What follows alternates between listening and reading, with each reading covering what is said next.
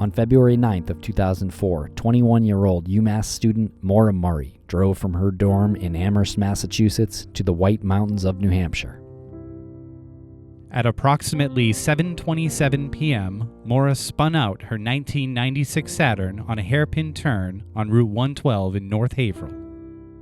There has never been a credible sighting of Maura since.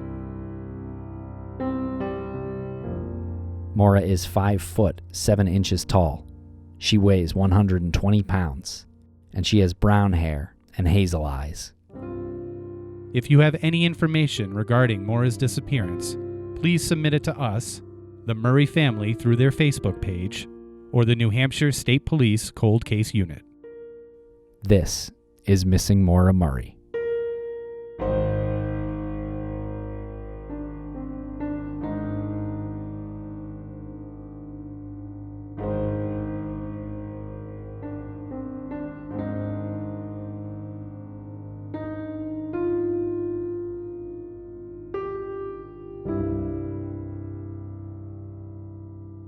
Welcome back to the Missing Maura Murray podcast. I'm Tim here today with Lance. How are you, Lance? I'm doing very well, Tim. It's good to be here, nestled again in the Crawl Space Studios, and we have a really special episode here, and I'm very excited that the listeners get to hear it.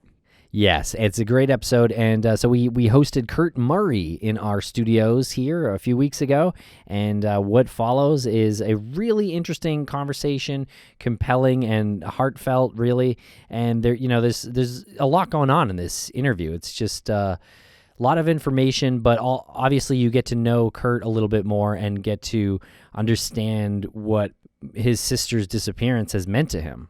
Not only her disappearance, but what she meant to him as a person. He gets into a lot of some family matters that he had been emailing with us and telling us that he wanted to talk to his family first and make sure that it was okay that he said these things.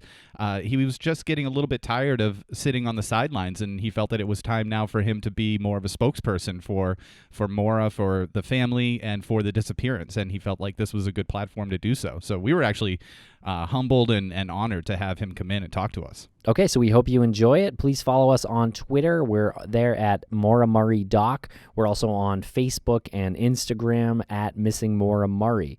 So thank you very much. We'll be back in 2 weeks.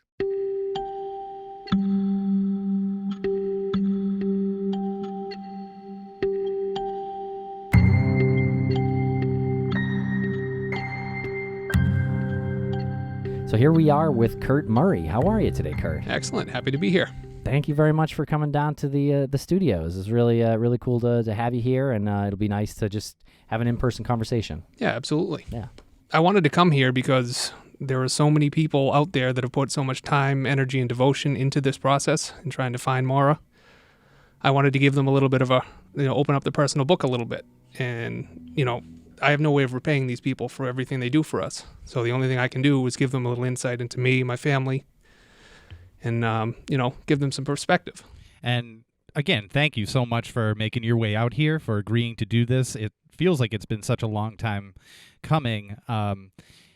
When was what was it that kept you from our first dialogues? What was it that kept you from actually pulling the trigger and coming out here and sitting down with us? It's a little bit of, apprehension. It's a little weird to put yourself out there. I've always been pretty shy. It's not something that's normal for me. But as this whole process has gone on, I've realized this whole thing is not about me or how I feel. It's about finding my sister. So I'll do anything that I need to do, including coming out, doing interviews, meeting people, towards that end. So I've finally broken that barrier, and I'm comfortable being out here. So where do you want to begin? We can probably begin with, I can give people an insight into what this whole process has done to me personally, because I feel that question constantly. It's like, I can't imagine what you're going through. What have you been through with this whole thing? Well, why don't I tell you? Yeah, that's a message you get from people you know or from people online? Or? Online, people I know, people I meet throughout the process. Mm-hmm. But I feel like that would give people some insight into me. And then, I can let you know a little bit about my family, maybe my mother. Please, A character reference for Fred, because there's one thing that a lot of people do not know when it comes to this case is that Fred Murray is not my father. He's not my biological father. So I actually have no relation to Fred other than his relation to my siblings. I'm a half-sibling of all of them. So I want to speak to his character because I have an excellent relationship with him despite that. Do you get frustrated when you hear people reference you as Fred's son? I mean, not frustrated in a way where it's insulting to you, but do you just get frustrated in a way where you see that they're not equipped with all of the facts? It's not so much frustrated with the factual part of it. It's awkward sometimes. You know, when I'm out there and I'm speaking to people, it's like, oh, your father this, your father that, and it's weird, and I don't correct people because it's a strange situation.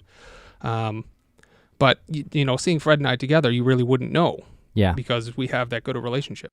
It's really hard seeing you two together and not saying, oh, there's Fred's son, Kurtis. It feels unnatural to say that there's, you know, his stepson. Yeah. And, you know, it's interesting because I'm a living, breathing example of the end of Fred's marriage. I came to be right after my mother and he were separated. So for him to be as gracious to me and inclusive over the years, and the fact that I have such a good relationship with him is just testament to his character. You know, we've seen him dragged through the mud, and, you know, people have had their opinions of him, but I have a different perspective because he's not my father. And I, you know, like for instance, I know how to throw a curveball because Fred taught me how to do it. I know how to build a campfire. Fred taught me how to do it. That stems because when I was a kid, my father was not able to be a part of my life due to a tragic circumstance from about the age of 4 till 13, 14. And in a big way, all of my siblings, Fred and my mother, stepped up to steer my life in a good direction. So he embraced the father role with you to some extent. Yeah, he's never, ever made me feel as if I wasn't included. He invites me to everything. He's never made it feel weird. Like a lot of people would keep me at arm's length because it's a bad reminder of a tumultuous time in his life. Right, That's amazing, exactly yeah. what you said. You are a physical manifestation of the end of his marriage. So what's your memory of how the marriage ended between Fred and your mom? I think it just ran its course. I think, you know, they had the 4 kids together. I think my mother wanted another kid and he didn't. I think that caused a problem if what I've heard is correct. But, you know, there was just a separation there. I just know that Fred was never around other than to pick up the girls. You know, it wasn't like he was routinely over the house or anything like that. So you weren't actually born when the breakup between Fred and your mom took place? No, I was conceived after the separation. See, I feel like that's a big misconception that's out there, is that people think that your mother was pregnant with you and that's what split up your I came parents. after that, and that has nothing to do with it. Great. Good to know. Yep. I really think it's pretty amazing that Fred's behavior and the way he treats you and everything, and as you said, he includes you and you never felt like you weren't part of the family. I think that's incredible, and like you said, it speaks to his character. I don't know a lot of people who would do that. No, that's exactly right. I mean, for him, he's a huge part of my life. I have, you know, I go out to dinner with him constantly. You know, he's the reason I'm into craft beer now, because he's a big beer snob. Got me into it. Like South Shore style pizza, all that. Our family thing is to go on Christmas and holidays and get a bunch of pub style pizza from Massachusetts and hang out and drink craft beer, and it's awesome. I think you Nice. need to further define what a pub style South Shore pizza is, because we have listeners all over the world. All right, so it's those roughly about 12-inch pizzas. The original one was the Linwood in Randolph. Crispy crust, delicious sauce. It's just like nothing you'll ever have. It's you'll only get it around here. Once you have it, you'll never go back. Really? Gee, I did not know about this. Yeah. There's another one in what is it? It's Town Spa. Town Stoughton? Spa. Yep. Yeah. that Cape one- Cod Cafe is another one. No Those are kidding. like famous. Yeah, Town Spa is great. How have I lived in Massachusetts for like 25 years and not known that? You have to go to the South Shore. Right. I have honestly not spent a lot of time on the South Shore. From a little north of the city. Very but- typical people on the north of Boston, Yeah. like Medford, will. It takes a lot. You'll go through. You'll pass underneath the, you'll pass by like exit 18. I think is like Yeah. about as far south as you go on 93. Unless you're And then- going to the Cape, I guess. Yeah. But Yeah. you also get that with the western part of the state. No one from That's the eastern true. part visits the west unless they have to. That's true. That's true. It's not like they don't love each other. It's just They just don't visit each they other. just don't visit each other. Long distance relationship. Yeah. But what can bring them together is a good Yeah. pub pizza. A hell of a pizza, right? So you entered into the Murray family, and there was already Fred Jr., Yep. Kathleen, Julie, and Maura. Yes. Okay. And how was your relationship with them? Excellent. Great. It's there's so much love in our family. Like, we've never had any issues with our relationships. We've always been very close. I would lay down my life for any one of my siblings at any moment because they're my family. Yeah. That's what you do. And the fact that I'm a half sibling has never even entered the equation. It doesn't matter. Yeah. So we've always been extremely close. Okay, and you said you wanted to speak a little bit about Fred's character. You did, in regards to how he's treated you. What was his character in regards to the family dynamic, not having a mom, first through divorce and then through death? What was how did he provide for the children then? How did he treat them, and what was the ethic that he instilled, if anything? Well, I mean, Fred he had a healthy way of encouraging his kids to pursue what they were good at. So people have spun him to be this overbearing, drill sergeant of a coach or whatever. He was never that way. I used to go out with those girls and them and train. They'd be training, I'd be with them. They'd, be babysitting me. Fred would take me out. So he always made it a point to provide for them in a way that was healthy, that would better their lives, but he never pushed them more than they pushed themselves. Like, for instance, he spent a ton of time with Maura and Julie because they were, athletes, track stars, everything else. But he did it because they were good at it, and he didn't have to push them. Those girls are maniacs. They were both maniacs. They didn't need any motivation. Yeah. He just supported them in a healthy way. Yeah, that's what he said on the Oxygen show, is that he encouraged them. He's like, you got to encourage kids when you see that they like something. And Fred's like an encyclopedia of sports knowledge and everything else. It's amazing. Whether golf, baseball, basketball, it doesn't matter. He's pretty amazing in that regard. So anything that they wanted to do, he was able to come up with a way of, teaching them and perfecting their skills or whatever. But he never forced it. I do know that. Actually, you said something outside of the microphones when we all first started communicating. You said that Fred was almost too passive. Yeah, so he would be submissive to the girls and like, where do you want to go? Where do you want to train? What do you want for your running shoes, this and that? And he would never put his foot down and tell them, you're getting this. And that would make them angry. They used to get annoyed with him because he was too laid back about it. He wouldn't assert himself. And the girls would get kind of annoyed with him for that. It was pretty funny to watch. Which is totally against the type that's put out there. The type of image that's put out there of Fred, which is that, I mean, the image that's put out there is like they weren't going to buy that shoe without his full approval. Yeah, right? And that's definitely not the case. He was the exact opposite to the point where they literally got extremely annoyed with him. It's like, Dad, just pick something, So it was funny to watch. Yeah, and Tim said a second ago that it's pretty rare. You said you didn't really know anybody who you would do something like that, just take on the child from his ex-wife's marriage after their marriage had fallen apart. And it does say a lot for someone, anybody, whether it's a dad, a mom, or whomever. It says a lot about their character to do that. And I have met people who have said, no, we get along just fine. Which it's like, no, there's got to be some awkwardness. Maybe you get along fine during holidays. Maybe there's no spoken animosity, but you can tell that there's probably something underlying. And even you saying, I mean, we would be able to sense that there would be something, like some underlying thing, some time where he made you feel uncomfortable. But I don't even get that sense that there was a single time that he would have made you feel uncomfortable. He even references, like he asked me to back him up on things when we're out, in groups and stuff. He'll look to me to give him, a backup. And people wouldn't know that we weren't related in that way unless I told them, Mm-hmm. Yep. And just seeing you guys together, the interaction between you, Fred Jr., Julie, and him, and even Julie's husband, it's all, you wouldn't know. There's no... I honestly look at you guys and I'm like, why is my family that cool? Really? Yeah, I mean, our relationship's just kidding. great. My family's cool. You're under the bus now. You did it to yourself. I did. I'm sorry. So talk a little bit about growing up with the sisters. Well, they loved to torture me. I was like their their little doll for years because I was so much younger than all of them. So I had roughly 4 mothers in the house. That was very interesting, and they all took an active role in kind of raising me and bringing me out to places and teaching me things.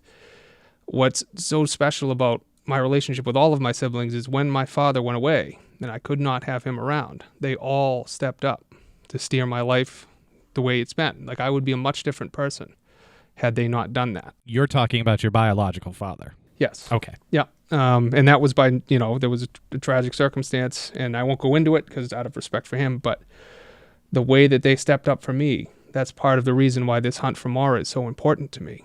Because if she in particular stepped up in a huge way in making sure that she was a big part of my life, I learned things like firm handshakes from Maura and Julie. Look someone in the eye when you talk to them. I learned that from Maura and Julie. Kathleen was always there for me to bring me out, and we used to go to McDonald's and get like fajitas, those chicken fajitas they used to have. Yeah. And she used to bring me out on little adventures in her car, and like they all had such a positive impact on me. I'd go snowboarding with Freddie, or all sorts of stuff like that. But the reason Maura is in particular important to me is I spent so much time with her. We'd go, to Wampatuck to go running. I'd ride my bike with her. Would go to my grandmother's house, who my grandmother is the most saintly woman you could possibly imagine. That's another huge part of our childhood. And if I hadn't had Maura in my life, I may have gone in a completely different direction. She really took the reins and steered me in a good direction, gave me a good role model. So I owe her everything for that. What's the age difference? 6 years. Okay. Between you and Maura. Mm-hmm. Okay. So that's when she went missing. She and I, the age gap was starting to bridge. I was 15, she was 21. We were starting to get really close and relate more at that particular moment in time. And that's what makes it hard, is because I was just starting to really get to know her, and then she was gone. And then you'd mentioned previously when we spoke with you that it kind of took you a while to come to terms with that, or really kind of grasp that she might not be coming back ever. Yeah, there was a definitive moment actually when that hit me, and it took me to be at one of the lowest points I've been in my life. In particular, so February 4th of 2009, my grandmother on my father's side tragically passed away in an car accident. She was in her 80s. She was doing fine, got in an accident and passed away suddenly. And that was kind of strange for me because when my father went away, his side of the family, there was kind of a rift there. My mother tried to shield me from them because she thought it would be painful for me. So that was a big life lesson because I never fully got to repair that relationship. And the week prior to that, I literally drove by her street, was going to stop in and said, "No, I can go back next week. It'll be fine." And then all of a sudden, she passed. You fast forward 3 months to the day that happened. Mom passed away on Maura's birthday. And that was, I pretty much, when I got out of high school, I decided to stay home and work. I worked at Lowe's, and it was 10, 12 minutes away, 5 minutes if I put my foot down because she was sick and she needed somebody there. So I stayed around to be there. So I basically centered from 15, 16 all the way to roughly 2021 around that. So when she passed away, all of my focus and direction kind of vanished. On top of that, I was dating someone at the time who I thought I was going to marry. It was the only person to date that I've ever put a down payment on an engagement ring for. I was convinced if things worked out, this would be it. I was ready. Fast forward about 6 months from there, that got screwed up too. I lost her. So that's probably the most pain I've ever been in. I was confused. I didn't know what I wanted to do with my life. And my friends and I made it a point to go to New Hampshire a few times a year. We went to the resort up there and party a little bit, had some fun. And I routinely would go to the crash site, to the Bow. And I think it was probably that summer. I went there, and I remember going there, and I was angry. I was very upset. I went there, and I was, "Maura, where are you? How could you leave me to deal with this? I need you. How could you just run off?" And it hit me like a ton of bricks. She didn't run. Maura wouldn't leave me to deal with this. She didn't run away. She's gone. I'm probably never going to see her again. And then came the guilt. What have I done about it? Which is why I'm here now. So at the tree, this was in the summer of 2009. Yeah. And you said you were angry, and that was all of a sudden you found yourself being angry at Maura, and then you were angry at myself. Okay. I was angry at myself because, first of all, how could I think that she would run away? Maura wouldn't have done that to us. We were all too close. There's no way it would happen. It just couldn't happen. So I had been so distracted. That was the first time I was stripped of all that distraction, where I looked at it Right. with, undistracted eyes and was like, oh my God, like, what have I been thinking? Why did I not realize this sooner? And then you realize I haven't put enough effort into being up here, to searching, to digging in and finding her. She deserves it. Had you always thought up until that moment that she had run away? It was always in the back of my mind, but I didn't have time to focus on it. I was focused on mom and everything else, and Gotcha. discovering girls and whatever, and getting through high school, everything else, and even high school from this whole thing got kind of screwed up for me. Right. But as soon as I didn't have all those distractions, it made me focus on my relationship with Maura and who she was. And Maura wouldn't have run. She cared too much. If you had seen her with me as a kid, how she injected herself into my life, how much she cared. She knew mom was sick. There's no way she would have left. It's just, it wouldn't have happened. So it sounds like the your sister going missing and the whole process of coming to terms with that and trying to figure out what happened really confused you to no end for those first few years, and your emotions were all over the place, and it's understandable, and there's no handbook in dealing with that. Yeah, you never know how you're going to react to something until you're put in that position, and dealing with that has been one of the most confusing things I've ever had to encounter. Yeah. I mean, your mom passed from cancer. Yeah, so and she had a long battle with it. Yeah, she battled for a little over 5 years, and I had a front row seat to that. That's insane. And anybody who will ask, where was Kurtis during the early years of the search? Anybody who's ever had somebody who's passed from cancer knows that time is, you don't even realize how consumed you are with that. It's like you have it as well. And then once that person finally passes, you don't even know what to do with yourself for months. Yeah. You all of a sudden you don't have that. Well, your direction is suddenly you don't have any. You don't have any and that's thing to do necessarily. That's what happened to me. It's like I was focused on my girlfriend, my mom, and then all of a sudden all of that is stripped away. Yeah. And it's just, what now? You have time now. Yeah, and you can really focus. Mm-hmm. Or self-destruct. Yeah, which thank God I decided not to do that. Yeah. It sounds like you had a good support system. I did. Yeah, I absolutely did. Yeah. In the documentary, Kathleen was kind of spun in sort of a negative light. I feel like people knowing her backstory a little bit and understanding why she drank and how all that came about and how it affected our family is important, because my sister Kathleen is one of the sweetest, most endearing, awesome people in the world.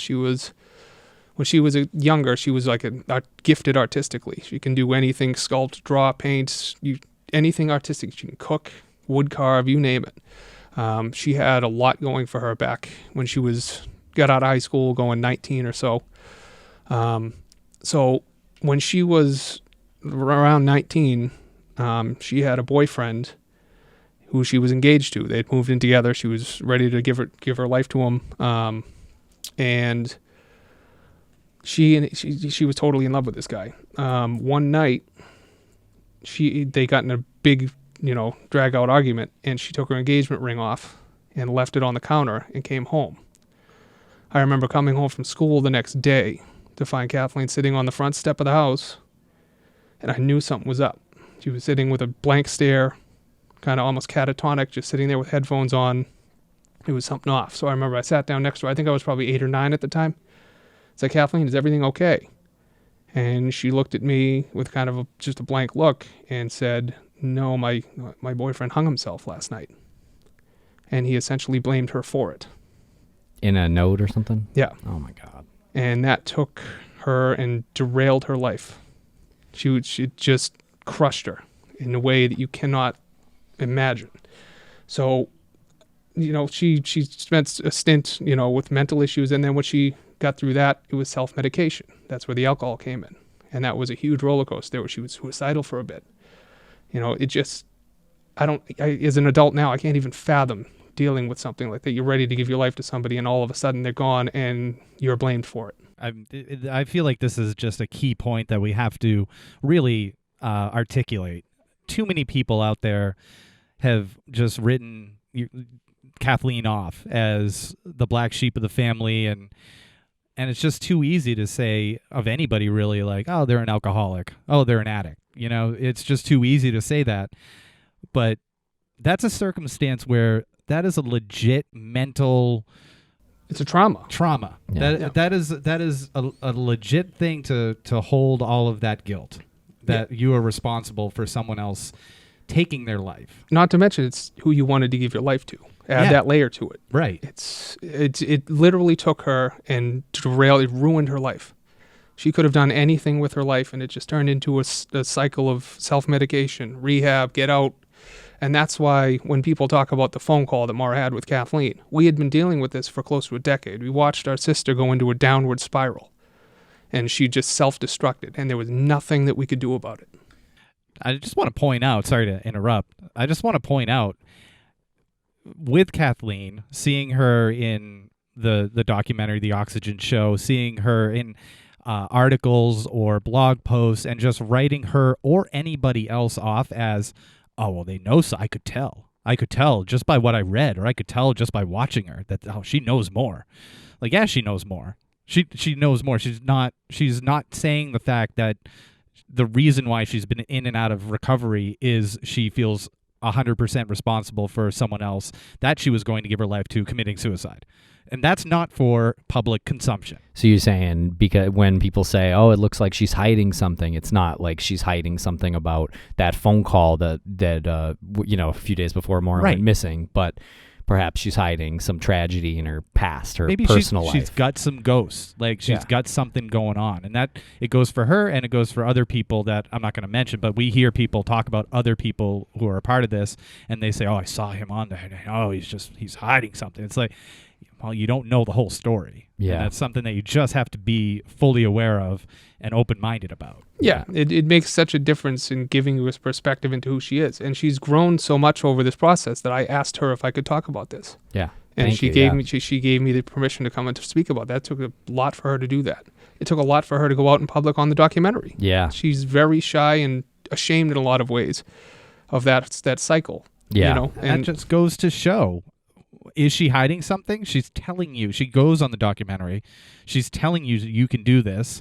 So that's someone who's hiding something? I'm turning into Lancey Grace now because I'm getting upset about this. But, that's what people just want, that story, that detective novel story. I'm glad it's out in the open, because I think the point of view that the TV show took was, that perhaps Kat did know why Maura left, or perhaps there was more on that phone call or something. And so they, as you know, they set up the surveillance in the room next door. And we're kind of analyzing some of her body language and behaviors and things like that. But it's super awkward, to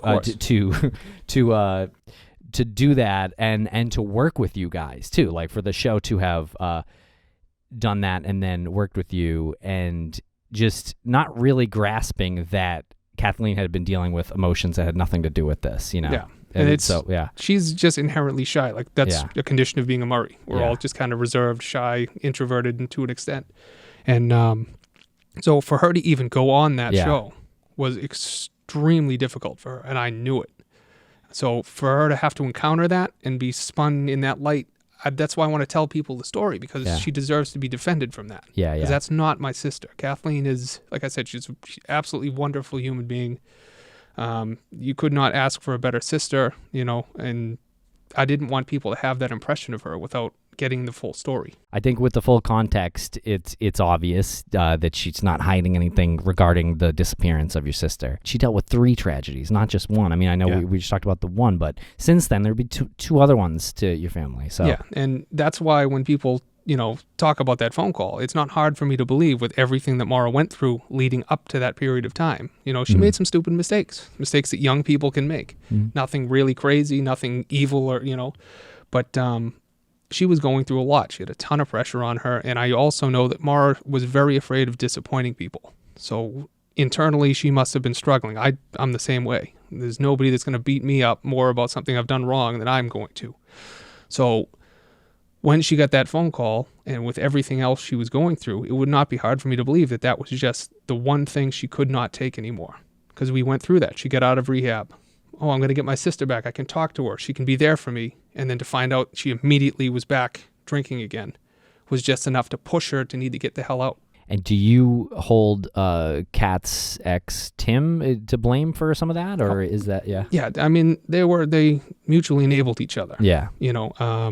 Tim was definitely an alcoholic. Kathleen had drinking issues, and it was just a toxic situation. That if they had stayed together, nothing good would have come of it. They definitely perpetuated each other's addiction, and it was definitely a bad situation. There have been accounts of, during the early searches, Kathleen and Tim having a conversation, and Kathleen saying the reason why she's up here is because of me, and that's been elaborated on and speculated on and sort of misconstrued. And when you look at the context of everything that you just explained, she's fallen off the wagon. She has a phone call with Maura. It upsets Maura. Maura leaves.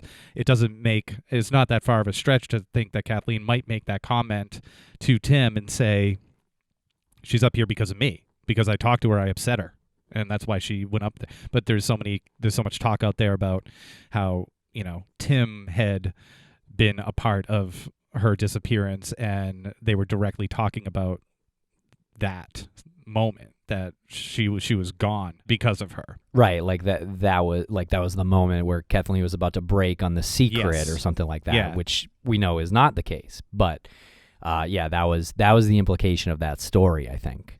Have you ever suspected Tim Carpenter?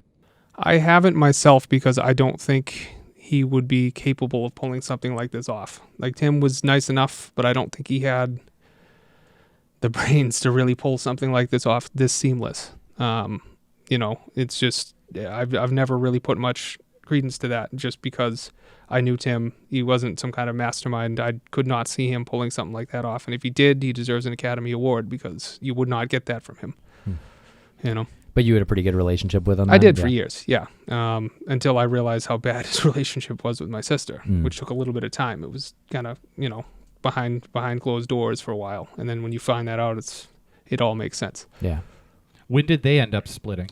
Oh, geez, I don't know exactly when it was. I think it was maybe 2014 or 15, I think. I'm not 100% sure. I don't know the exact time frame. Did you maintain any contact with Tim? I did. After? I used to talk to him every once in a while. Okay. He worked at the dump in Hanover. Every once in a while, I'd stop and say hello, see how he's doing, because he was good to me. He was never, he was always, very friendly and, supportive of me. I even stored my motorcycle in his garage for a little bit, just because he let me do it. And so I had a relationship with him for a while, until I found out the full extent to how bad their relationship was, and then that was kind of it for me. Yeah. Did you ride your motorcycle here? I did not. No, okay. Not today. Not today. But I imagine that must be pretty confusing too, when people are talking about is my former brother-in-law potentially involved in this, and oh my God, he had a red truck at that time too, and there was a story about the red truck, and look, there's this video where he's talking and he's right in front of the red truck, so I can see where that would be confusing. But yeah, I've thought about it. Yeah, you confront that, and it's kind of like, if that's really the case. That would be pretty insane, but I just don't see it. It just doesn't make much sense. It doesn't compute for me. I don't see it working out. But you physically saw him with his truck right around the time of the disappearance, right? Yeah. And I didn't see anything strange about it. I was very familiar. I helped him wash it many times. I was very familiar with that truck. I didn't see anything that would indicate that. And, I just don't hold much faith in that. And they talked about the red truck being an older model. His was like more rounded. It was like a 99 or a 2000, I think it was. Okay, I don't think it fits the description of what has been discussed. That's right. Yeah. So what were the early days of the search like? Speaking of that, what was your experience from the moment you, as much as you can recall, of course, but when you just went up there for the first time? And so when I discovered this, I had come home from school, and I walked up the stairs of our house, and there was Kathleen. I believe Tim was there. My brother was there. My mother was there, and possibly, I don't remember if Fred was there or not. He may have already gone up. But we all found out Maura crashed her car. She's missing. She's up in New Hampshire. And Freddie and I looked at each other like, we're going now. So we went up there the next morning. The one thing I do know is that the reception that we got in the police station was always very strange. It was almost as if we were a nuisance, which always struck me as weird. But as far as the search, we spent all of our time up there scouring the area, looking for footprints, posting flyers on every business in Woodstock, Lincoln, anywhere around. And we spent a good probably almost 3 weeks up there. It was pretty intense, and I got back, and that's where my high school days got kind of screwed up because I was gone for so long. I lost credits because of it. And in order to dig out of that, I would have had to do a crazy amount of work. And at that time, I was overwhelmed and I couldn't do it. I didn't dig in and get everything I needed to get done. So I lost a semester's worth of credits there. Fast forward to when I graduated, I had to leave that school and graduate somewhere else. Which kind of, you watch all your friends walk across the stage from the crowd. It's kind of one of those things. Yeah.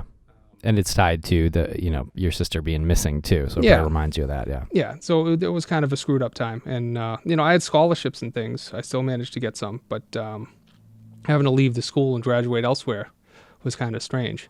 And that was one of the ripple effects that it had on me personally. Not that it matters. I turned out fine, but that was interesting. But as far as the search effort goes, we searched... there were helicopters, dogs. I was there for the initial dog search when the scent disappeared. I was on the street when that happened. Okay. What happened?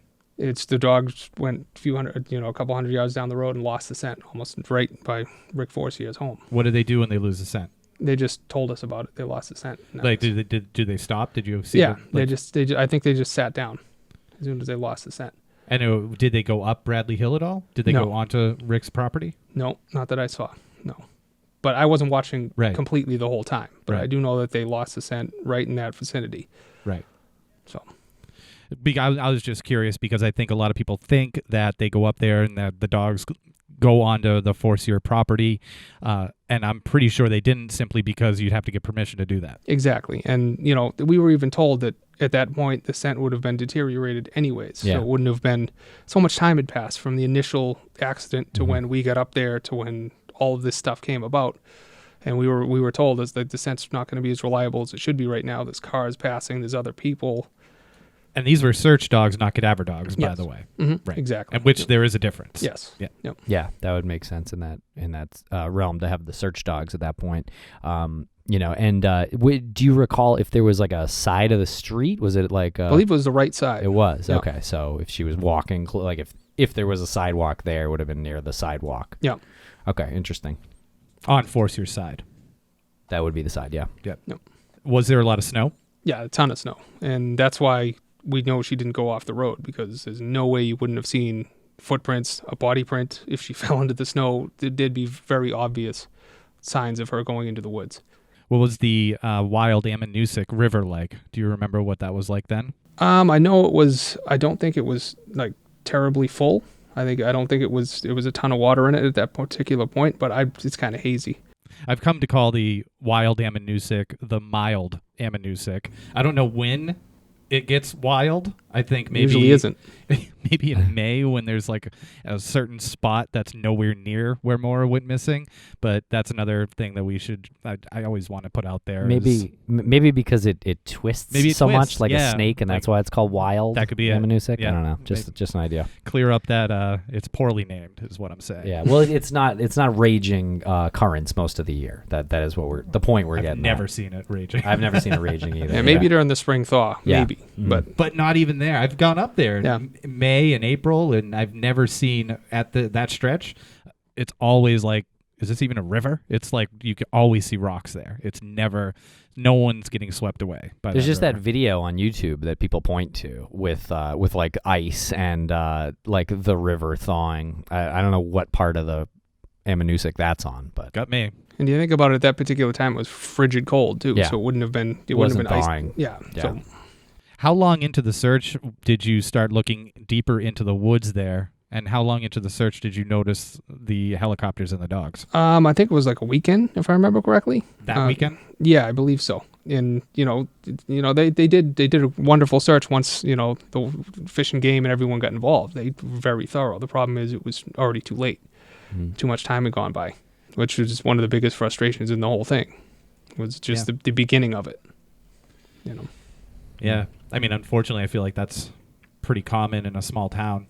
When someone's missing, they don't, 48 hours before they're officially a missing person and you can officially start searching. I'm not sure what that is, but either way, like, it's too long. And that's where, like Fred's frustration comes in with, state police and everything else. I think about it in these terms. Mr. Monahan came upon the scene, turned around and went the other way. What if that was your wife, your daughter, your sister? Is that how you would have reacted? You're in a cruiser. Can't you drive 5-10 miles down the road and turn around just to do a thorough job, be professional about it? You just came from a certain direction. You didn't see anything. Why wouldn't you just do that, just to be thorough about it? That's a huge frustration. Yeah. And that's where Fred's, animosity comes from, is that right there. Mm-hmm. And then you hear, things about Karen McNamara would have seen her. Not necessarily. Maura was very, very smart. She saw headlights. I could see her ducking off to the side of the road or something, getting out of the way. And she didn't have a spotlight. She wasn't concentrating on that. She saw the police. She assumed it was handled and was driving to where she needed to go. She wouldn't necessarily have seen anything, even if Maura was on the side of the road. You know, so that's another frustration. You hear that, and it's like, well, witness A would have seen her. Not necessarily. Because witness A really wouldn't have been looking. Mm-hmm. Right. Yeah, it's an easy thing to conclude. Yeah. But not necessarily. It's just certainly not a definitive conclusion, right? Right. Yeah. What was it like knocking on the neighbors' doors up there, some of the residents' doors? I didn't do a lot of knocking on doors so much as businesses. Like, I was more out in the towns, asking permission to post flyers and everything. Fred was the one really pounding on doors with the police, and that's why he knows the ins and outs of all of that. Yeah.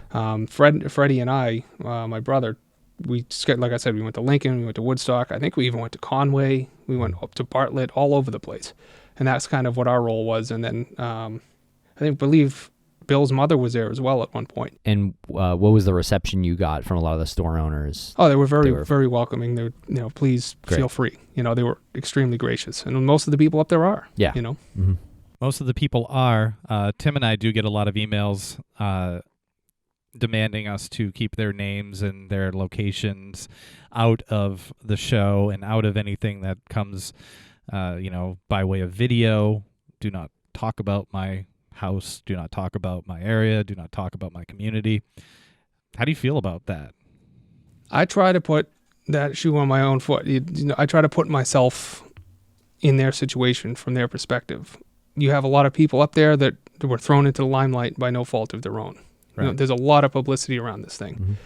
Mm-hmm. People's businesses get disrupted. There's traffic constantly. Not everyone's going to be respectful and stay off property, stuff like that. I understand where that comes from. I can't blame them per se for reacting that way, because if I had a business and my whole life got disrupted by something that I had nothing to do with other than being in the wrong place at the wrong time, I can see wanting it to be removed from it to some extent. Yeah. It is a bit frustrating, especially when we're up there doing something innocent and we're being greeted with animosity, but I can't blame them so much. And I feel for their struggle with this whole thing and the frustration, it's just something we'll have to deal with. And I hope, maybe one day I'll meet some of them and be able to just, kind of patch that a little bit. But yeah.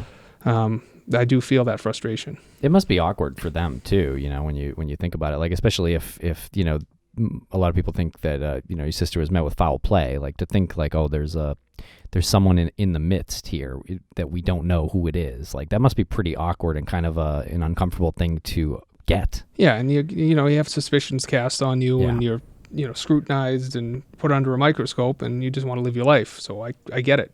We've been through it, but we'll go through it because Maura's my sister. It's Fred's daughter. We have to go through it. We always will. But someone that's removed from it, having to endure all of that, I can see the frustration there, 100%. There's also a good balance of people who welcome it as well. Oh, of course. And you've experienced that.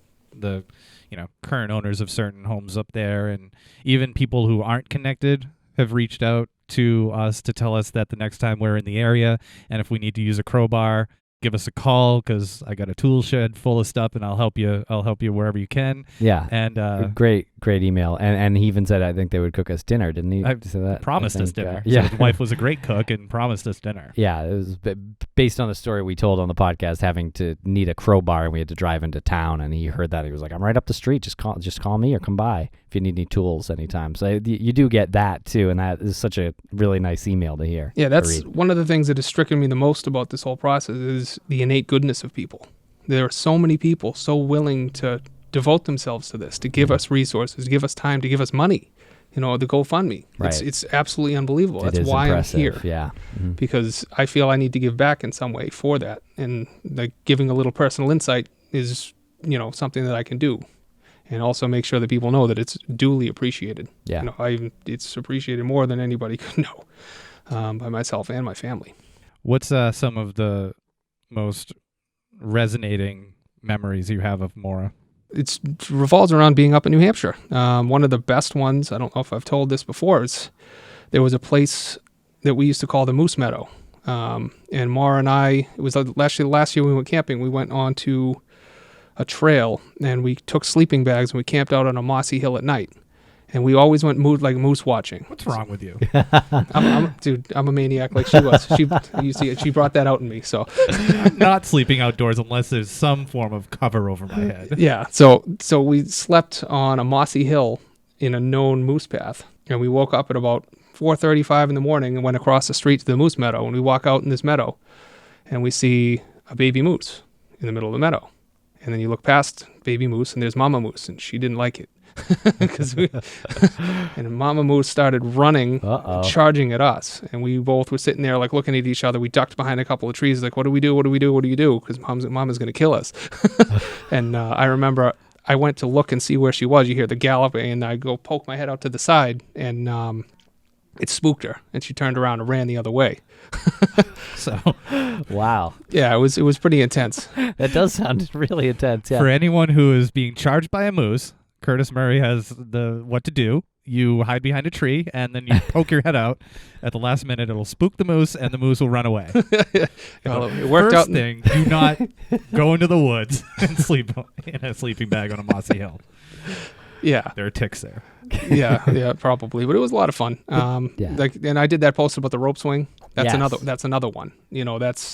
We spent some time out there, and that's kind of where Maura broke me out of my shell. I'm kind of a maniac now because of that sort of thing. She brought that out in me. What's the rope swing? So the rope swing, it's just a tree at the campground that we used to go to, and Maura used to go on and put on all sorts of flying acrobatic displays for people because she was insane. She'd be doing backflips and front flips and twists and turns, and you name it. Off the rope swing into the water. Yep. And she would try to convince me to do it, and I was too chicken. So I'd go up and sit there, my knees are knocking, and I wouldn't do it. And then I'd go down, I'd go back up again, try to do it. And like I said, she wasn't a jerk about it. It was a healthy thing. She was encouraging me, go for it, bud. It's going to be fun. You're going to love it. And then when she finally got me to do it, I got that little rush. And then from there, we're going kayaking, and I jump off the bridge to go to the kayaks. And then we go to this place called Indian Sleep that's 50 feet in the air into a little pocket ravine where you can smash yourself on the rocks, and I'm jumping off of that. This is where the thrill seeker in you was born. Exactly. It's why I ride a motorcycle now. It's all that stuff stemmed from that period of time. It was pretty awesome. Wow. You said that she said just go for it, Bud. Was that her nickname for you? Did she call you Bud? Yeah. Yep. He always called me Bud. She was constant. Do you think that she would have fought back? Oh, 100%. Maura was, she was tough. A lot tougher than she looked because she was very thin, but there's no question. She would have fought tooth and nail, and whoever it was that got a hold of her, I know what it would have taken for them to have taken her down. So I go to these places and I see these places she may have ended up, and I know the fight that she would have put to get there, so it's very difficult to confront that. She was extremely athletic, could run like the wind, could fight. She went through military training to an extent, I don't think like major combat training, but she was combat trained to some extent through basic and everything. So yeah, she would have fought very hard once she knew something was up. Why do you think she didn't accept the help from Butch Atwood? I don't know. I could see that kind of being a freak. Butch Atwood was kind of intimidating, and maybe she hadn't figured out what she wanted to do yet. Mm-hmm. I could see her trying to jump in a car and get out of there because Butch Atwood lived right around the corner. Maybe she just wanted to go, just wanted to accept help from somebody else and get out of Dodge for a little bit. Yeah. I could see Maura was a little bit naive that way. She was very, very smart, but not so much street smart. So she may have trusted somebody a little bit too much, and it went wrong. Do you think she hit her head on the windshield? And by all appearances, it looks as if she might have. In that case, that was another frustration for us. If you have a possible head injured girl that had maybe been drinking in frigid temperatures out in the middle of the woods, that's dangerous. Why was it not taken more seriously in the beginning? You know? Instead of, she's drunk, she's going to come back. It's like, those are life-threatening conditions. Right. And to be clear, you're not saying that you at any time, or maybe you might have, but to be clear, you're not saying that she went into the woods and drank herself into hypothermia and accepted it and passed in the woods. No. You're just saying why, given those circumstances, they knew alcohol was in the car, they knew the temperature, and they knew that it was a young woman. Why didn't they consider that and then take it more seriously? Exactly. Okay. Yep. Are there any areas of interest you want to see us search? I mean, where we're going on Forcier's hunting area, Mhm. that's definitely one of them. And you've covered a lot of different ones, with the A-frame and everything else. I know Fred has talked about possibly Jeff Williams and some of his properties, but I don't know how possible that is. But, I mean, you guys have done a very good job at, focusing in on, the good areas that have been under suspicion for a long time. Forcier is obviously a big focus also. Yeah. Take it step by step, I guess, right? Yeah. Have you ever met Rick Forcier? No, I have not met him personally. I've seen him before, but I've never actually met him. Did you ever meet Butch Atwood? I did not. No, not personally. I know, like I said, Fred did a lot of the face-to-face with those folks, and he was up there considerably more than I could be, being in school and everything else. What did he get from all those people? He didn't think anything they had Like nothing. anything to do with it. Either of those guys? Yeah. Yeah. No. I know Forcier, he's read him to not have anything to do with it, but it still needs to be pursued 100%. The response, like I said, when we got to the police station, was we were more of a nuisance than anything else. Yeah. Mr. Williams was cold, and I was just stricken by that. It's like, this is our sister, this is Fred's daughter. Like, you would think you'd have a little bit more compassion for the situation. We wouldn't be something you just want to shoo away and get out of my way and let me do my job. It was very odd. So you spoke to Jeff Williams Yeah, he asked in me. 2004. Yeah, The family goes into the police station in Haverhill. he asked very few questions of me because I was a little brother. He didn't think I had anything to offer really. But he asked just a few questions. I don't exactly remember what they were. Probably describing Maura and anything I knew about what she was doing at the time. But that was about the extent of my interaction with him. I didn't speak with him much after that. When you saw the those stills from the ATM security camera, what was going through your mind when you saw that? I welled up a little bit. Yeah. Right there. Seeing Maura like that. This is the first time I had seen that. It's the first time I'd seen her animated, really, except in home videos, in relation to this whole thing. So it kind of struck, when we were being filmed for the documentary, it just struck me. And I don't know if anyone noticed, but I probably may have had a tear trickling down my eyes or down my face. It's just because it's hard to confront it. And it kind of was taken back by it a little bit. Just think, what is she going through? What's going through her head right now? Right. Because she just kind of had a blank look in her face. It's hard to read what she was going through. So I kind of thought about that at the time. Did you have any opinion on how she was dressed, or? It was typical for her. Okay. It's, running clothes and athletic stuff. She wore that, a lot. She wasn't one to get all fancy, dressed up or anything like that for the most part, unless it was a special occasion. Do you have any theory at all as to why she bought the alcohol? Probably just because she enjoyed having a drink. When she got up there, she probably wanted to go clear her head, loosen up a little bit, enjoy herself. She wanted to go get away, whether she was meeting somebody, who knows. But I could definitely see her going up and just, wanting to throw a few back and loosen up and get through whatever she was going through. Mm-hmm. And that seems like what she was doing, going to get away for a little bit, clear her head. And she had all this stuff to come back to her life, her, school books and, everything else, running clothes. And why would she bring all that? People have brought up the suicide thing. I don't buy it. Yeah. You wouldn't bring all of that. You wouldn't go buy alcohol like that in such different types and everything else if you were just planning on going up to drink yourself to death and go disappear. Right. So that's never computed. I've never bought that at all. Was there ever a time where she spoke to you about an area in New Hampshire that she may have said, that's a good place to go and clear my head, or any indication as to where she was intending to go that you might remember from any conversation that you had from her in the past that might have been even unrelated? I really love that place. I can just spend the weekend there. I just can clear my head there. No, not really in particular, other than that area in general. I see. So I mean, that area was one of the happiest places for all of us. We had so many good times there. It's where we all came together as a family and had the most fun we've ever had. Mm-hmm. Hiking, mountain biking, you name it. So going up in that area is a place that there was a lot of love and a lot of positive energy. And that's probably why she would head up there, just to, relax and, kind of bask in those memories. Yeah. Just to get her through whatever she was going through. I could definitely see that. Fred seems pretty convinced that she was headed to Bartlett.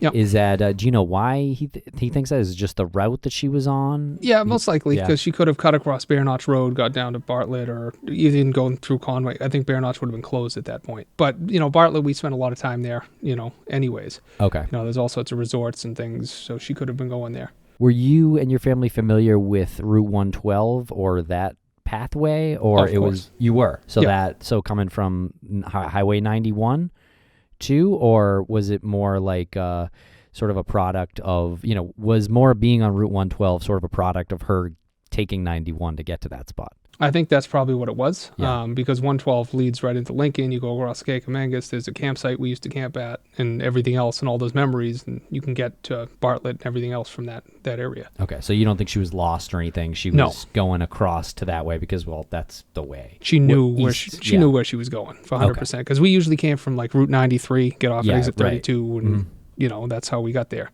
But she was obviously coming from Amherst. I've done that drive, and that's really the best way to get there. Yeah. Straight up 91, and then you have to go east to get to the mountains because they're on that side. Yeah, exactly. Yep. What was the talk between you and her about the condition of her Saturn at the time? I had a conversation with her out in the front yard about the rag in the tailpipe, of all things. Her car was okay. So her car was sputtering oil. It was on its last legs, smoking. It was it was garbage. It was definitely on its way out. And she and Fred were 100% going to get her a new car. And I had a conversation with her about that. She told me about putting a rag in the tailpipe and kind of telling me, my dad taught me to do this so that the car doesn't smoke, so I can, drive around and not get pulled over. And that was, a legitimate thing. I talked to her about it in the front yard. I don't know how well advised that was, being an adult now and thinking about it, but that's where that whole thing came from. Well, that's great. That's an amazing account. I had no idea. Did she demonstrate? I mean, she started the car and she showed me the smoke. She's like, "Oh, look at the smoke." Right, okay. But I did have an actual conversation with her about that. So when all that was going on and there was so much speculation, I knew exactly where it came from. Right. So no doubt in your mind, she put it there herself for that reason that Fred said to put it there. Yeah, and that's why Fred said that he told her, and that's exactly what happened. Which it did work. It masked the smoke. But it was like a temporary thing, and the rag would always blow out anyways. Yeah. So. Do you think it would blow out anyway? Yeah. Do you think she made it to New Hampshire with the rag in there, or she put it in there at some point? I would think she probably put it in there at some point. After she got off the highway, probably. Yeah, maybe on a stop or something. Maybe she pulled over, who knows. But yeah, interesting. Okay. Yeah, it's really compelling, actually. Yeah, to think that because, wow. Yeah, pretty. So she was trying to prevent the police kind of at that point, not so much before, but probably because... Maybe she had seen somebody, or who knows. Probably because if it's smoke, right, at night, you're not really seeing it like you would... I don't know, like, you know what I mean? Like on a highway, I feel like that it would dissipate quicker. I don't know. Yeah, I mean, having a car that sputtered myself, even every time I think about this and think about the reasoning for putting the rag in the tailpipe, I could have, your car is climbing a mountainous area when you're going up into the White Mountain region. You are continually ascending.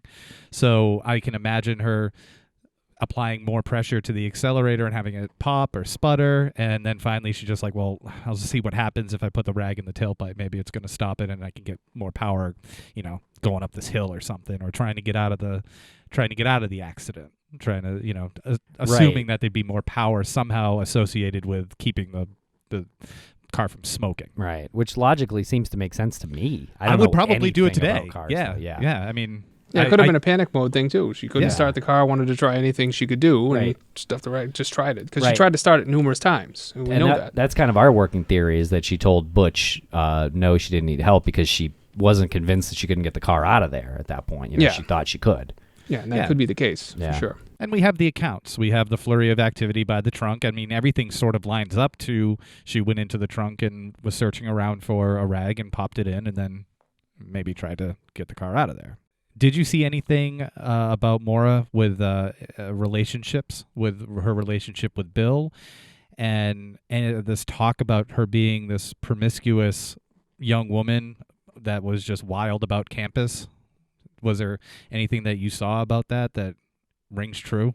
No, I mean, not particularly. I know she and Bill had some problems, and maybe she wanted to go and see what was out there. That's, people do that all the time. It's part of growing up. It's part of going through the college experience. Maura was very shy. I do know that. She was very reserved. But, I mean, I didn't see anything for that firsthand, but she wouldn't have discussed that with me. I was the little brother. That would have been a weird topic to bring up. Yeah. Actually, there's one other thing I wanted to get out there was my mother. Right? Yes.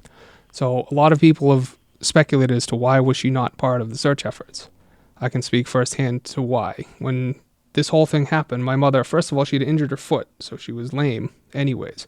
She was also going through chemo and radiation, and she was sick. And, she was not capable of being up there. And it ripped her heart out to not be up there, because she would have been. My mother was a very fierce, independent, strong woman, and she would have been there had she could have. She literally, the chemo and the radiation just drained all of her energy, as so many people have seen. And she wasn't not up there by choice. It was circumstance. Mm-hmm. There was nothing strange about it. She wasn't hiding anything. She wasn't not concerned. She had a picture of Maura right over where she slept. She looked at it every single day. My mother was, of all things, she was singularly devoted to us kids. There was talk about, times when we didn't have food or anything like that. My mother was a single mother. We always had everything we needed. Clothing, food, all the bills were always paid. The lights were on. She fought tooth and nail for all of us. And to hear her questioned is very, very difficult, because she was, to give you an example of the type of mother that she was, there were 6 of us that lived in a small house, 4-bedroom house. Each of us kids had our own bedroom, and my mother elected to sleep on the couch so that all of us kids would have a comfortable place to sleep. She slept on the couch as long as we were in the house, never made us combine bedrooms or anything like that. And she, as far as a mother goes, she was the most supportive, loving person you could ask for. She had her issues, that's all people do, but as far as, being a mother, she was absolutely awesome. And a lot of who I am and all of us stems directly from that. Is there anything you'd like to see from us or this podcast? I mean, you guys have been doing a wonderful job keeping this out there. What you've been doing has been awesome. That's why I wanted to come here and support this. Thanks a lot. Yeah. It's just keeping this thing alive, spreading the word in a positive way. That's the most important thing.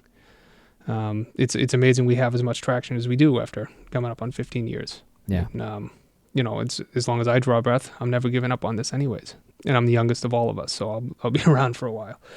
But, it's, like I said, it's just keeping it alive and out there. Yeah. And a positive message about it. Well, there's a large community out there. We know, we see how many people listen, and we know that there are a lot of people that are really compelled and taken by your sister's case, and they want to see it solved. They want to see this end. If they had known her, the world lost a gem of a human being when she went missing. She was a very, very special person. That's why I can't, obviously she's our sister, but she's more than that. She was just such a magnetic person, and the world lost somebody extremely special. And that type of injustice, we can't let it go. It just can't happen. From the way that she was with me to, I can see if she got into her nursing career, the impact she would have had on all of her patients. I can see her kids, with the little dimples and the smiles, and how good a mother she would have been. She got robbed. We all did. We can't let that go. Somebody has to answer for that. So keeping this thing alive is just, we have to do it.